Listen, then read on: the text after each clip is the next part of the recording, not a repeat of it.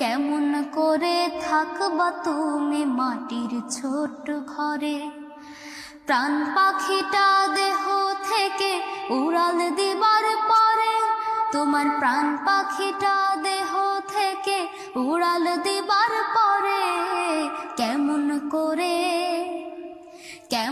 করে থাকবা তুমি মাটির ছোট্ট ঘরে। ওরে কেমন করে থাকবা তুমি মাটির ছোট্ট ঘরে। নাই বিছানা আর কন্ডিশন, নাই রে আলো বাতি, 3.5 হাত কবরে।